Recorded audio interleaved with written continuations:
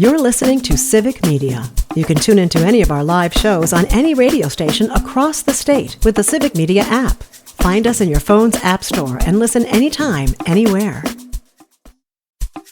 This is your WLAK Daily News Roundup for Lake Air, 107.5 FM and 1260 AM in Amory. For WLAK News, I'm James Kelly.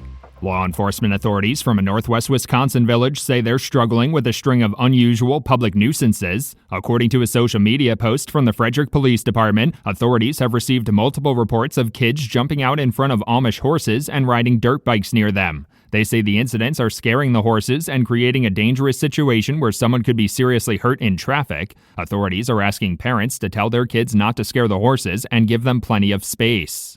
Another construction project in Ashland is officially underway. Crews have started working on a road reconstruction project on Chapel Avenue in Ashland from 6th Street West to 11th Street West. According to a press release, work on the project is expected to be completed by November 1st, barring any unforeseen delays due to weather conditions over the summer. The reconstruction project will see the replacement of the pavement, curbs and gutters, storm sewer system, and water main. It will also see the addition of shared bike markers. A new lawsuit in Wisconsin seeks to revive fusion voting, a practice allowing a single candidate to be nominated by more than one political party. The practice was outlawed over a century ago. Law Forward has filed a complaint in Dane County Circuit Court to restore it, arguing that the ban violates the state constitution. If the fusion voting law is restored, candidates could appear on a ballot multiple times next to each party that endorses them. Law Forward officials say the goal is to give minor parties more of a voice and voters more options.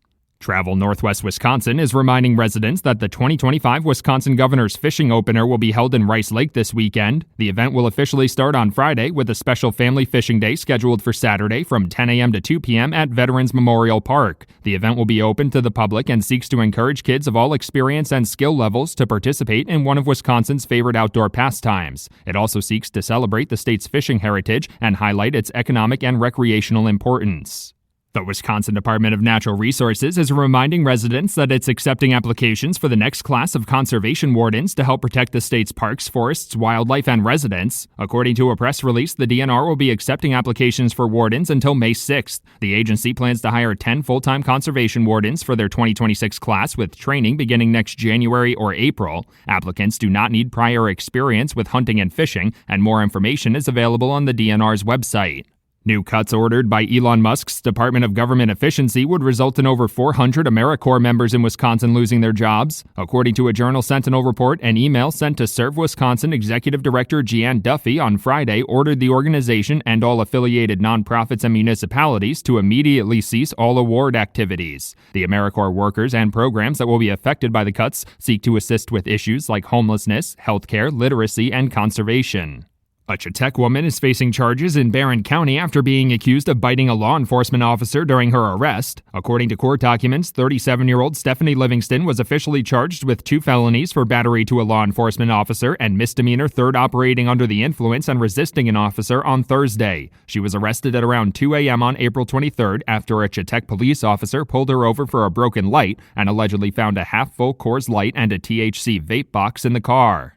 A second person involved in a December Burnett County drug bust was sentenced last week. According to court documents, 33-year-old Jacqueline Duncan of Webster appeared for a sentencing hearing on April 23rd on charges related to the December 27th drug bust. Authorities allegedly found methamphetamine, marijuana, and various drug paraphernalia while executing a search warrant for 49-year-old Christopher Merrill of Webster. Merrill had outstanding warrants at the time and was sentenced on the criminal charges earlier this month. Governor Tony Evers says Wisconsin has joined another new lawsuit against actions taken by the Trump administration. According to a press release on Monday, the new lawsuit seeks to prevent the Trump administration from slashing federal funding for the state's public schools by imposing unlawful conditions and entirely dismantling the U.S. Department of Education. The lawsuit argues that the federal funding was already approved by Congress, and the administration's efforts to cut it violates the checks and balances established in the Constitution.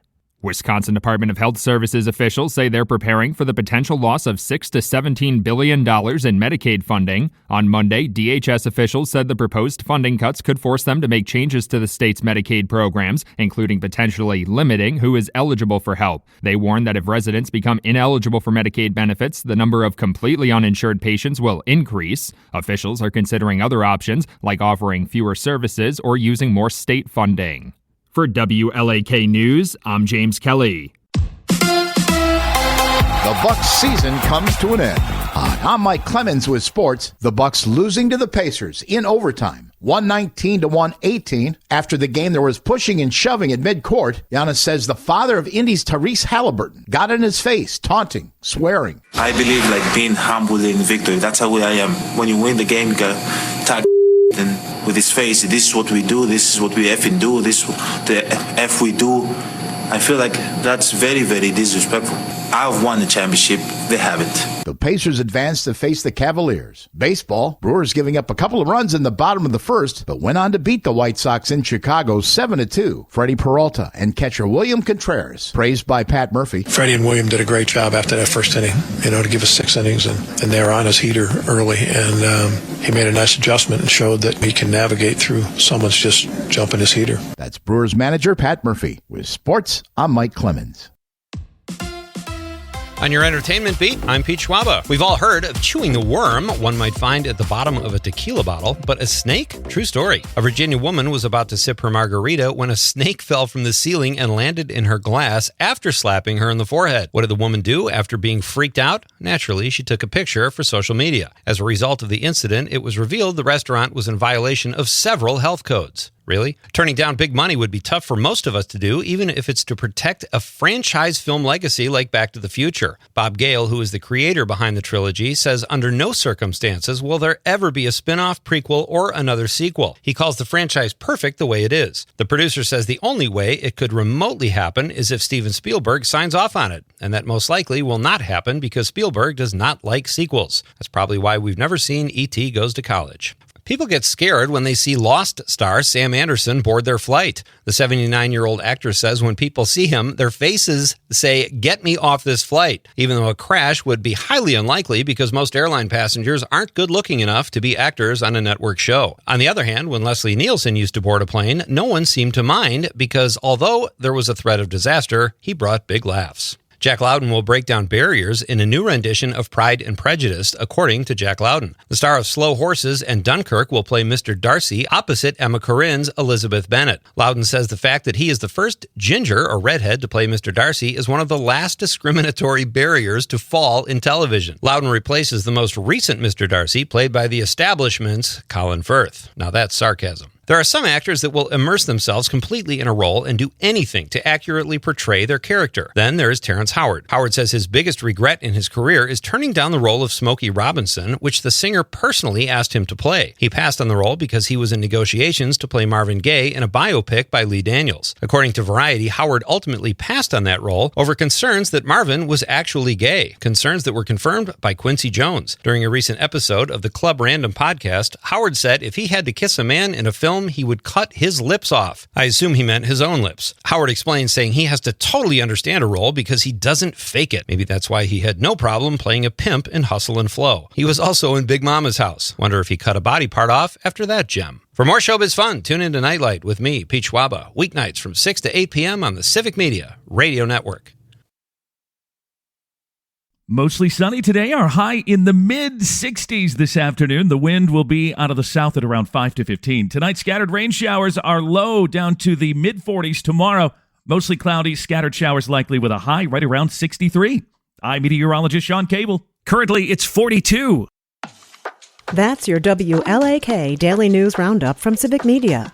Subscribe to this podcast on Spotify, Apple, or wherever you find your podcasts. Find more news at lakeair.radio. The national news cycle never stops, but it can be hard to find news about your local community. Civic Media is dedicated to providing quality local and state news coverage across Wisconsin. With the Civic Media app, you can get notifications about local stories that matter to you and your community. Find the free Civic Media app in your phone's app store and choose notifications from the menu to tell us what kind of news you want to hear about.